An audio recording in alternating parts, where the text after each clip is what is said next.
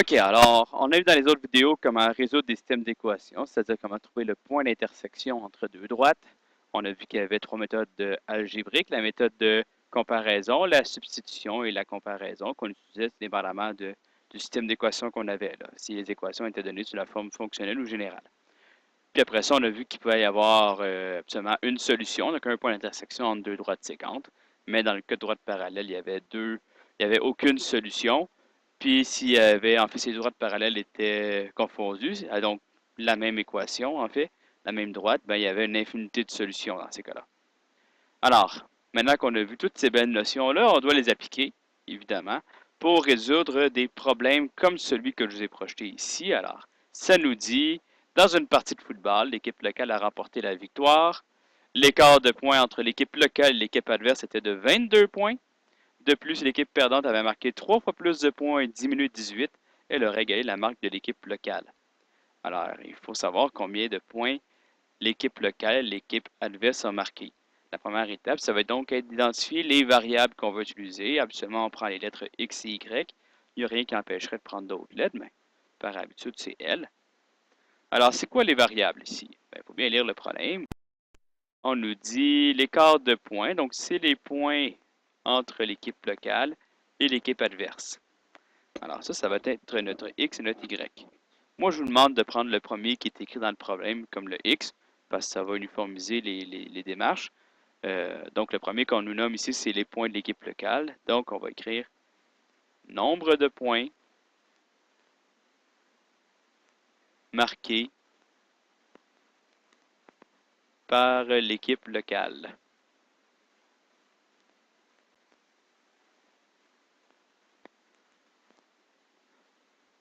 Le nombre de points marqués. C'est les points qui sont marqués, donc ça prendrait un S ici. Alors que Y, ça va être le nombre de points marqués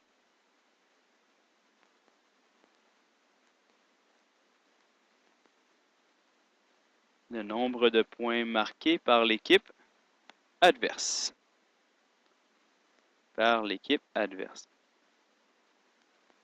Et là, je vous connais, hein? Je sais que vous êtes tenté d'écrire juste équipe adverse et équipe locale, ou même pire, locale et adverse. Quand vous identifiez des variables, il faut être précis. Alors, c'est écrit juste local, ça peut être toute l'équipe locale. Je ne sais pas si ça veut dire quoi. C'est le nombre de joueurs dans l'équipe locale, c'est le nombre de parties disputées par l'équipe locale, c'est le poids total de tous les joueurs dans l'équipe locale. J'en ai aucune idée c'est quoi. Il faut être précis. X, ça ne présente pas l'équipe locale, ça présente le nombre de points marqués par l'équipe locale et Y, le nombre de points marqués par l'équipe adverse. Soyez précis, s'il vous plaît, quand vous identifiez des variables. Sinon, vous allez perdre des points. Maintenant, une fois que nos variables sont bien identifiées, on va poser le système d'équations. C'est-à-dire qu'il nous faut deux équations, étant donné qu'on a deux variables. Ça nous prend deux équations, comme dans les autres vidéos, on avait deux équations. Ça nous prend deux équations pour trouver le point d'intersection, donc la valeur des deux variables. Alors, pour la première équation, on va se servir justement de ce qui est écrit ici, qu'on avait commencé à souligner. Ça nous dit l'écart des points entre l'équipe locale et l'équipe adverse est de 22 points. Un écart, là, c'est une soustraction, hein? C'est un moins.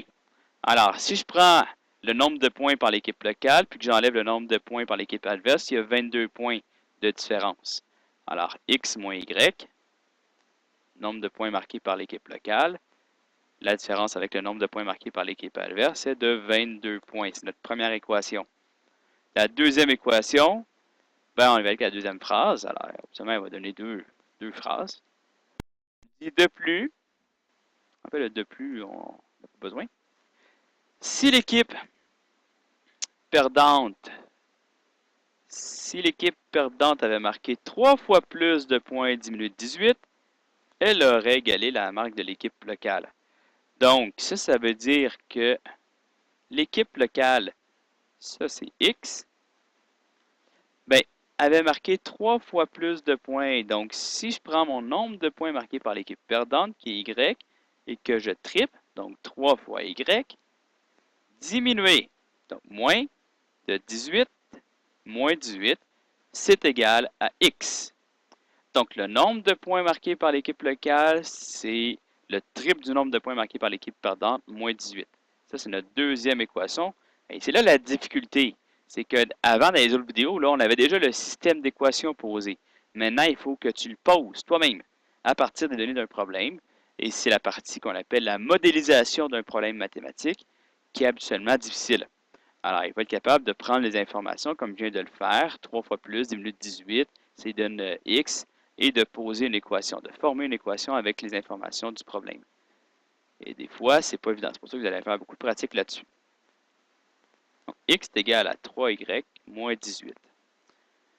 Et maintenant, une fois que j'ai identifié mes variables, comme il faut, avec précision, et que mon système d'équation est posé, bien, ça devient le même type de problème que dans les autres vidéos, c'est-à-dire qu'il suffit de résoudre ce système d'équations-là, soit avec la méthode algébrique, qui est la plus appropriée, donc soit la méthode de comparaison, de substitution ou de réduction. Ici, comme j'ai le x isolé, je vais prendre le x, puis on sait que x est égal à 3y moins 18, donc j'y vais par substitution. Et là, tu l'écris dans le problème. Quelle méthode? Alors, par substitution, je veux que tu l'écrives dans ta démarche. Identifie qu'est-ce que tu as utilisé comme méthode. Alors, on va remplacer x par 3y moins 18. Ça fait 3y moins 18. Et on écrit le reste, moins y est égal à 22. Donc, je prends la première équation ici, et je remplace x par 3y moins 18.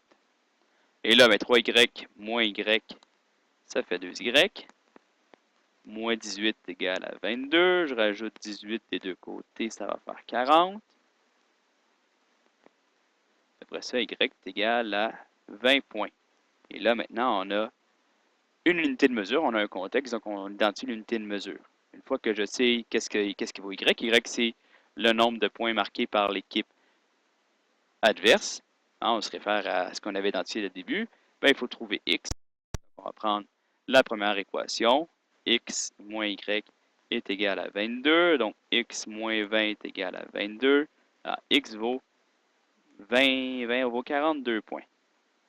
On fait 22 plus 20, ça fait 42. Et là, j'ai mon x. Alors, une fois que j'ai résolu ça, j'ai trouvé y et x, bien, on va vérifier notre réponse. Alors, je l'avais parlé dans les autres vidéos. Je veux toujours que tu vérifies ta réponse. Alors, vérification. Et là, je vais prendre la deuxième. Alors, est-ce que x est égal à 3y moins 18? X est 42. Est-ce que 42, c'est effectivement égal à 3 fois 20 moins 18? Ben, 3 fois 20, ça fait 60. Moins 18, ça donne bien 42. On est heureux, étant donné que ça marche. Et là, ben, on va conclure. Alors, conclusion. Alors, je veux que tu conclues ton problème avec une belle phrase. Alors, tu dis, l'équipe locale a marqué, on disait 42 points, tandis que l'équipe adverse a marqué 20 points. Et là, je vous dis, vous allez perdre des points à l'examen si tu ne conclus pas ton problème par une belle phrase et si tu ne vérifies pas ta réponse et si tu ne poses pas correctement, identifie pas clairement tes variables. Alors, identifier clairement ses variables, vérifier sa réponse et conclure par une phrase, ça fait partie des points accordés à la structure de la démarche, le 20 points, le 20% accordé aux critères 4 et 5. Vous allez les perdre si tu ne fais pas ça. Alors, faites-le. Soyez clair, structuré, ayez une démarche rigoureuse. Tout devrait bien aller. Il suffit là maintenant qu'on sait dans les autres vidéos résoudre un système d'équations. Il suffit maintenant qu'on a des problèmes de bien poser son système d'équations à l'aide des variables qu'on va avoir précédemment bien identifiées.